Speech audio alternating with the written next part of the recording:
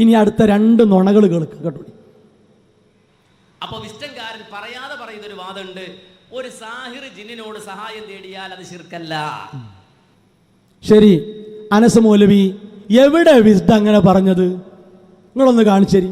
ഒരു സാഹിർ ജിന്നിനോട് സഹായം തേടിയാൽ ശിർക്കല്ല. കാണിച്ചേരി. നോണ പറഞ്ഞു പോകരുത്. നിങ്ങളെ കേൾക്കുന്നവർ നിങ്ങളെ ചോദ്യം ചെയ്യുകയില്ല. നിങ്ങൾ ഇട്ടുകൊടുക്കുന്നത് അപ്പടി സ്വീകരിച്ചു പോകുമെന്ന വിചാരവും വിശ്വാസവും നിങ്ങൾക്കുണ്ട്. അതിലുണ്ടാവും ഇതൊക്കെ ചിന്തിക്കുന്ന ആളുകൾ. മനസ്സിലായില്ലേ? നുണയാണ്, നമ്പർ 1 നുണയാണ്. ശരി, അടുത്ത വരട്ടെ.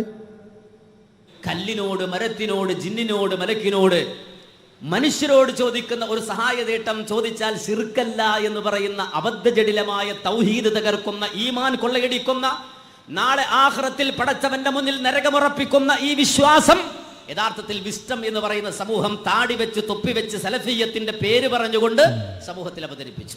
നന്നായി. കണ്ണ് ചിമ്പി കൈ കൂപ്പിട്ട് ഒന്നും കാര്യമല്ല. കാര്യം നടക്കൂല. അങ്ങനെ കൂപ്പി ഇങ്ങനെ അപേക്ഷിച്ചിട്ടൊന്നും കിട്ടൂലത്. നുണയാണ്, പച്ച നുണയാണ്. അല്ലേ? താടിയും തൊപ്പിയൊക്കെ കുറച്ച് വിഷമമുണ്ടാവും.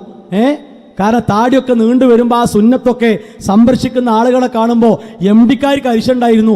അതേപോലത്തെ അരിശം CD-യിൽ പലർക്കും ഉണ്ട്. അത് നിങ്ങൾ മറച്ചു വെച്ചിട്ട് കാര്യമല്ല. അപ്പോൾ നുണ പറഞ്ഞ് കാര്യം സാധിക്കരുത്. അതാണ് വളരെ വിനയത്തോടു കൂടി പറയാനുള്ളത്.